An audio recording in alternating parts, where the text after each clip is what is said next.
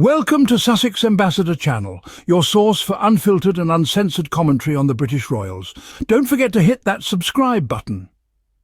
Today, let's focus on the ongoing war against Prince Harry and Meghan Markle, a war waged not on battlefields, but on the front pages of newspapers and prime-time television slots. A relentless assault orchestrated by the UK media and the royal family. A barrage of lies, smears and baseless attacks designed to tarnish the image of these two individuals who dared to step out of the line drawn in the royal sand. The couple's every move has been scrutinised, every word twisted, every intention doubted. They have been painted as villains, as disruptors, as social climbers. The media and the monarchy, in their quest to maintain a status quo, have built a narrative rife with toxicity and deceit. But the question we must ask ourselves is why? Why has a couple, who simply wish to live their lives on their own terms, become the target of such relentless character assassination? Is it because they dared to challenge the status quo? Or is it because their global popularity threatens to overshadow the rest of the monarchy? The media, with its sensational headlines, and the monarchy, with its silent approval, have successfully drowned the truth in a sea of misinformation. The public, steered by these manipulative narratives, have been led to believe in a tale far removed from reality. Yet, amidst this storm of negativity, there are those who see through the smoke and mirrors, those who question the motives behind this incessant campaign against Harry and Meghan, those who refuse to be swayed by the tidal wave of bias and falsehood that has been unleashed upon them. The truth, as they say, is the first casualty in any war. And in this war against Harry and Meghan, the truth has been drowned in the sea of misinformation, but not for long. The tide is turning, and soon the truth will rise, dispelling the darkness of deception and illuminating the real culprits behind this relentless assault. Stay tuned as we delve deeper into this narrative and uncover the truth behind the war against Harry and Meghan. In a surprising turn of events, former Prime Minister Boris Johnson has stepped up and shattered the carefully constructed narrative of the UK press and the monarchy. This is a significant moment as it disrupts the relentless campaign against Prince Harry and Meghan Markle. Let's take a closer look at what Boris Johnson said. You say that you had a conversation with Prince Harry in an attempt to try and dissuade him from Yes, it was a moment leaving of the epic pomposity by me. So basically, I think, so I get Harry in it. So it's the Africa Summit. And he's doing a great job. And I like him. And I like Meghan. I think she was terrific. They came to a Commonwealth event, and they both did an absolutely bang-up job on female education. She knew her stuff. She had all the statistics, and he was very good too. And I'd also seen him being very good at the Invictus Games, the games he organised for disabled veterans, armed service veterans. And so he was doing a numero at the Africa Summit, and he was, again, very good. And he and I were together for a while on our own. He stated, "I like Harry and Meghan. They are good people." Simple words, yet they carry a weight that has the potential to shake the very foundations of the British press and monarchy. This endorsement from someone as influential as Boris Johnson is a testament to the couple's character, regardless of the relentless efforts to tarnish their image. Here's a former Prime Minister, a man who knows a thing or two about the pressures and scrutiny of public life, stepping forward and acknowledging the goodness in Harry and Meghan. It's a stark contrast to the narrative that's been peddled by the press and the monarchy for years. It's not just a statement, it's a disruption of the status quo that has been carefully maintained by those in power. Johnson's words highlight an important truth. Harry and Meghan are not the villains they've been made out to be. Instead, they are victims of a toxic system that thrives on misinformation and manipulation. His statement is a blow to the royal family and media, who have long relied on a narrative of negativity and scandal to keep the public's attention. But with these words, Johnson has thrown a wrench into their machinery. He has exposed the truth behind the smears and the cover-ups. He has revealed the hypocrisy of an institution that claims to value integrity and honesty. This statement from Boris Johnson is more than just a show of support for Harry and Meghan. It's a call to question the narrative that's been fed to us, to look beyond the headlines and the gossip, and to see the truth for what it is. Boris Johnson has spoken. The truth is out. This is not just a statement, it's a challenge to the royal family and the media. It's a call for change, and it's a testament to the strength and resilience of Harry and Meghan. The royal family and their media allies have spent years painting Meghan as a villain, but Boris Johnson's words have exposed the real culprits.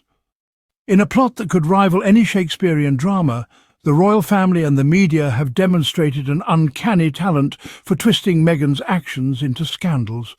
But the question is why? The answer is simple yet disturbing: to protect the actual guilty parties within their own ranks. Every move, every word, every gesture of Meghan's has been dissected, misinterpreted, and served up as scandal du jour. The reality, however, is that these scandals are nothing more than smoke and mirrors, a diversion from the true culprits who have been hiding in plain sight.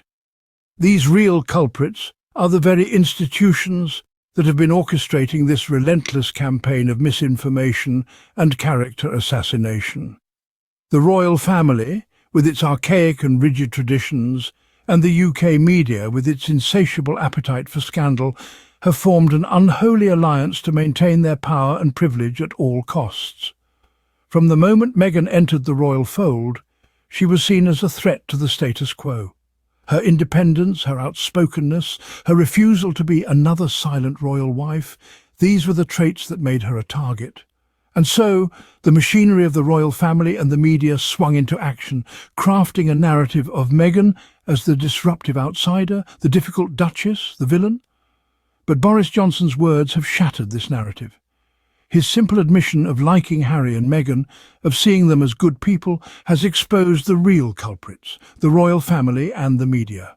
His words have stripped them of their cloak of innocence and laid bare their machinations. The real culprits have been exposed, and the lies are starting to unravel. The world is finally seeing the royal family and the media for what they truly are: the puppet masters in this cruel game of character assassination.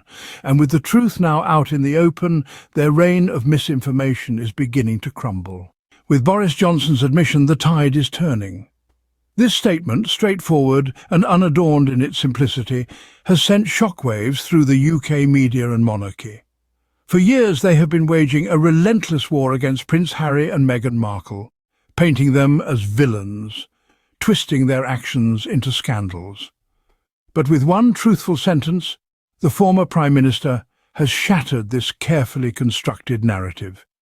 This admission is not just a statement.